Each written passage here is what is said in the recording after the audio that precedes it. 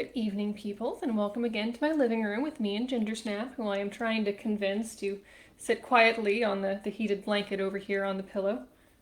Sit quietly, thank you. So it is October, which is, of course, the best month in the lead up to the best holiday. I know this is a hot take, don't at me. Halloween's the best holiday. At any rate, I get very excited about it. And so I've got my first of probably many October themed nail arts this week with little pumpkins. Anyway, so since it is October and Halloween is coming up, I was thinking back on some of the more elaborate Halloween costumes that I have done over the years, several of which have been Bible characters. So tonight I wanted to share with you the story of Esther, who is a queen, and for whom I made this very fancy crown with my crown, not yours. Very fancy crown out of thermoplastic with my friend Carrie. Here, if you want to feel included, you can wear your crown. You can wear your little Wonder Woman tiara, see? Or participate. Nope. Okay, fine. Then don't go after my crown if you don't want to wear yours. So, the book of Esther is a really unique story in the Bible. It is the only story in the Bible that never mentions the name of God, or references God, or really has anything religious to do with anything in the story, which is odd, all things considered. So this was one of the last books in the Hebrew Bible to be written, maybe a century or two thereabouts before the time of Jesus. And when it was translated from Hebrew into Greek, there were quite a few bits that were added that do bring in God and prayer and religious themes, and it's much more the kind of story you'd think would be told in church, whereas the original isn't necessarily. So our Bible does usually have both versions of the story, and they definitely have some differences in them that are very interesting to read through. So, if you were sitting quietly, maybe you wouldn't be getting furs all over my nose. It's very rude. I'm trying to do things other than scratch my nose. So, once upon a time, because this is a work of fiction, there's some really interesting theories that, so the story of Esther is the basis of the Jewish holiday Purim, which is a really fun holiday with like special cookies and people wear costumes, and it's a big fun party. This costumes are like a really big part of it. Really fun. So there is a theory that Purim was based on an ancient Persian holiday, and so the Jews kind of came up with their own holiday on top of an existing one. And so the names of the main characters in this story are very similar sounding to some Persian gods and goddesses and mythological characters who featured in the Persian holiday. So maybe this is their way of creating a backstory. I don't know. It's a theory. It's such an interesting story, and the theories around it are just as interesting. So once upon a time, there's this king, and I'm going to anglicize things and go with Xerxes because Ahasuerus is a bit of a mouthful. Xerxes probably does refer to one of the historical kings of that name, but it doesn't reference any historical events. The timeline kind of is odd. It's definitely a work of fiction, and it's a genre of historical novella that was popular at the time. So it might have a real king, but the events are fictitious. So once upon a time, this king is having this huge party, like literally 180 days of feasting. The word banquet comes up in this book like 20 some times, I think, and the word God doesn't come up at all, but banquet is in there a lot. Super fun. Half of the times that the word banquet is used in the Bible is in this book. Not necessarily the point, but a fun fact. So, huge party. And so on the final night of this 180 days of partying with all of his friends, and then 7 days of partying with the locals, he's like, hey, wife, come out here and like model for my friends because you're pretty. And she's like, no thank you. I'm busy holding my own dinner party, and also that's really demeaning. I have value other than being pretty. So King Xerxes is just horrified. How dare she actually have a mind of her own and value innately as a human being? So he divorces her because he's, a big, strong, manly man and must be obeyed. And because she said, no, thank you, I'm not going to catwalk in front of your friends when I'm doing something else. Odd. So Vashti is written out of the story, and now Xerxes is in the market for a new queen. So this is where euphemisms usually come into play, and I definitely used some euphemisms when I preached this story in costume 2 years ago. We might say that there was a beauty pageant and the most beautiful girl became the queen. So he sent out to every province for the most beautiful young woman to be brought to him, to his harem, and that's how he picked a new queen. So yeah, because history was a different time. So it ends up. Can you not sit quietly? Can you really not sit quietly? So there ends up being this Jewish girl who is named Hadassah, but her friends call her Esther, which is a Persian name. Hadassah is not. And so she was orphaned at a young age, and so she's living with her cousin Mordecai. And she's really, really pretty, and so she is called to join the harem. But her cousin Mordecai is like, maybe don't tell people that you're Jewish, though, because things might not go super duper well if that comes to light due to political climate and anyway, just maybe, on the DL, keep it on the DL. So she does. But nonetheless, she is the one who is chosen as queen, and so the king puts the crown on her head. Yes, I see you jealous of my crown. I told you you could wear yours, but you didn't want to wear yours. Try this again? No? Yep. Yeah, see? I am queen and she's princess. This is her Wonder Woman tiara. Because obviously my cat also wears Halloween costumes, as chosen by my niece, who has picked princesses 3 years in a row now. Okay, fine. But then stop coveting mine. Don't covet. So, Esther is now queen. So meanwhile, Mordecai, skipping over a bunch of things, hears about this plot to kill the king, and so he lets Esther know, and Esther lets the queen know, and the king's like, cool, I appreciate not being assassinated, so thank you, Mordecai. But there is a advisor, grand chancellor, whatever fancy title you want. Please be shush. She's purring at me. Who really, really doesn't like the Jews, and in particular really doesn't like Mordecai, because Mordecai he perceives as disrespecting him. And so he wants to kill Mordecai because obviously that is a reasonable response to perceived slights. Don't murder people. Just don't do it. Anyway, so Haman is the bad guy, the villain of the story. Very, just all out evil, super evil. When Purim is celebrated, when you hear the name Haman, you like yell and scream and like shake noisemakers and try to drown out the sound of his name, as you do. Anyway, so he wants to kill all of the Jews, which again, don't do that. It's never a good idea to kill people ever. It's never a good solution. Even if it's your only solution, it's not a good solution. Don't kill people. Just don't do it. And because he is, this top advisor to the king, he has the authority to do that sort of thing. And he has access to the king's signet ring, so he can make it an official order to kill all of the Jews. Cool. So, Mordecai hears about this, and he's like, well, that is not good. I like being alive, and I would prefer that all of my people not be murdered. So he goes to his cousin, and he's like, so, Esther, can you please go to the king and ask him not to murder us? Maybe. I think would be cool if he could do that. But here's the problem. So, Queen Vashti, at the beginning of the story, has been divorced and kicked out of the palace because she did something, or rather, she didn't do something that the king had asked her to do. And so Esther has this rule on her that no one can go in front of the king in his court unless he has specifically called for them.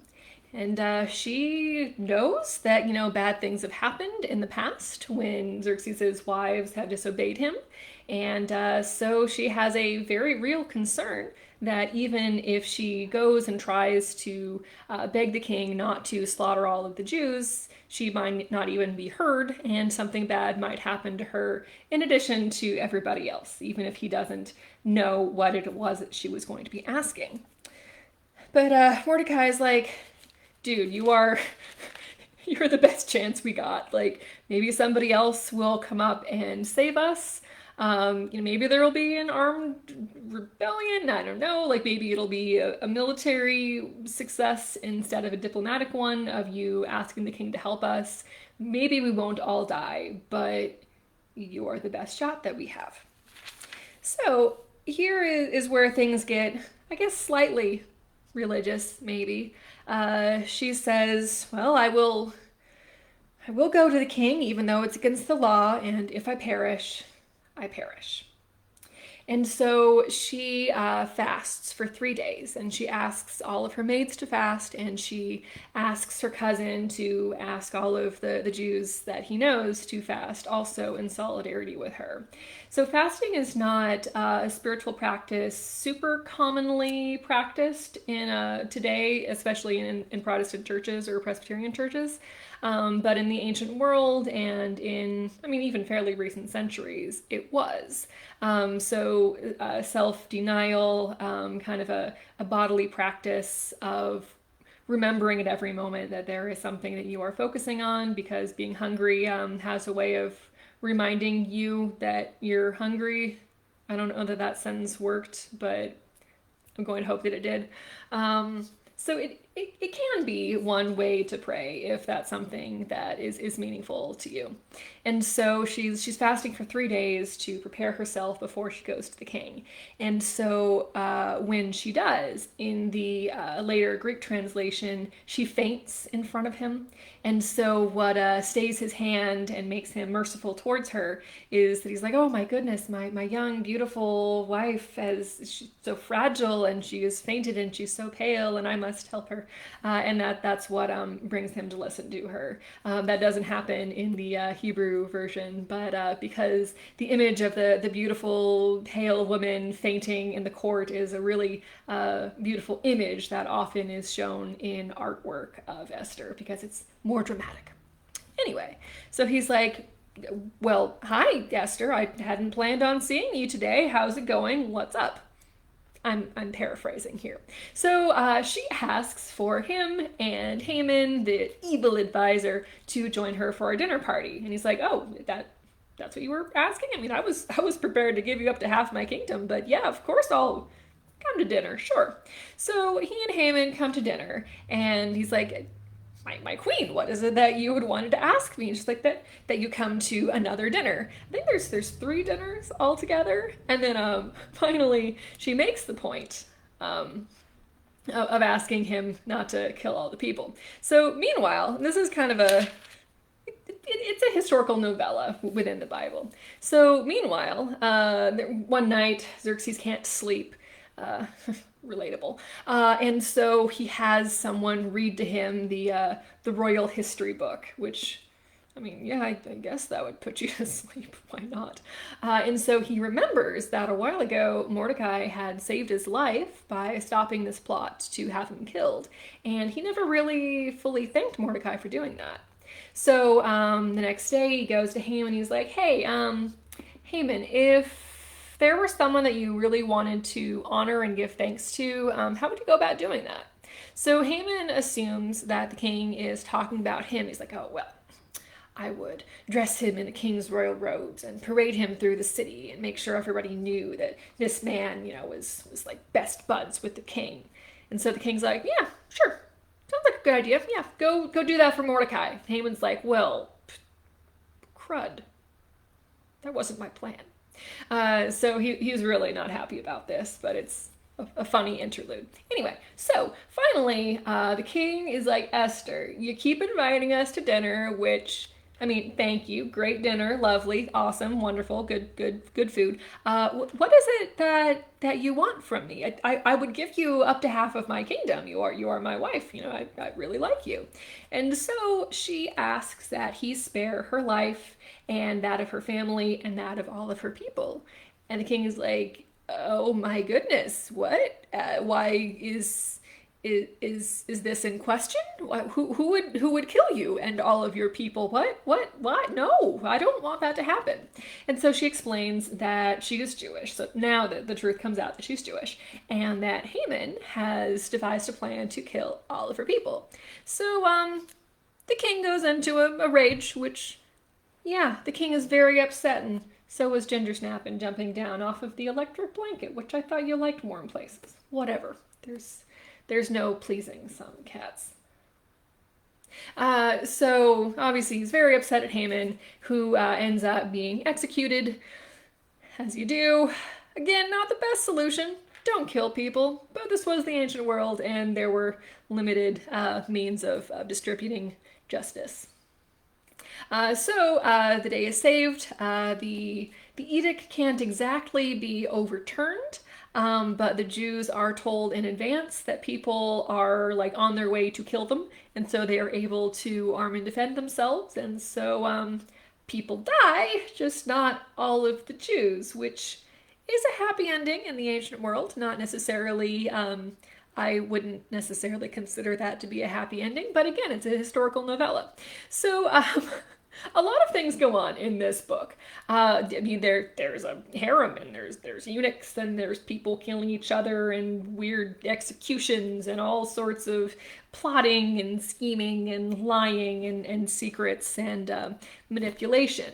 And again, God is never mentioned in this book.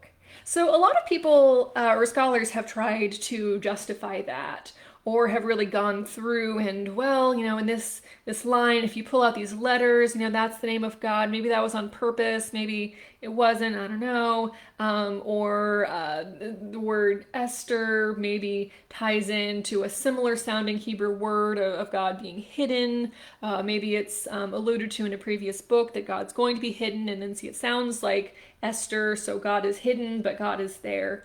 And of course, when it was rewritten in Greek, all of these prayers were added back in after the fact, trying to make it a more religious sounding book. So, I mean, not that that's not valid. Any of that could be true. I don't know. I wasn't there when any of this was written. But it is still a story that's been told for like 2,000 plus years, and has been considered important enough to keep on telling for all of that time. So what is the moral of this story? Don't kill people. Don't kill people. Well, maybe that's not the moral of the story, but there is a neat theme of individual people being able to make a difference. Esther is able to save all of her people because she risks her life and her status to speak up for them. Mordecai is able to save the king from evil plotters, and so the actions of individuals do make a difference in the end. And maybe the moral is that if enough people speak up for doing what is right and stand up for other people and for what they believe in, then maybe that will be the difference that we need in the end. Maybe there's definitely very strong female characters in this story, so I mean, gotta love that, honestly. It's the woman who disobeys the king who ends up saving everybody, when in the beginning, Xerxes was trying to shame that and prevent that from happening. So maybe there's a theme of don't annihilate groups of people. Definitely a good theme. I mean, if that's the theme you take away, that's a good one. Don't kill people. Really, I cannot emphasize that enough. Don't kill people. So, standing up for yourself. So Esther did a very brave thing, because she could have been killed or kicked out of the palace or whatever just for stepping into the court, but she did it anyway. And her saying, "If I perish, I perish," and saving her people would be worth that.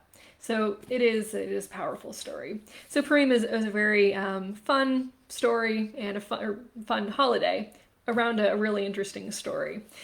So it's one that I wanted to share with you again. I did preach on it in costume a couple years ago, very elaborately. I think I spent like 2 hours or maybe more on my hair and makeup that morning. I did not do all of that tonight, obviously. But it was based off of one of my favorite paintings. It's a, is it a Rembrandt or is it a, I think it's a Rembrandt. Beautiful painting of Esther because it is a historical story. It's harder to base a costume off of a person or an exact time period. So instead, I based it off of a piece of art that I happen to like. So I have done quite a few Bible costumes in the past few years, and so I wanted to go through a few more of them this month. So because why not? As a theme for October, I mean, why not?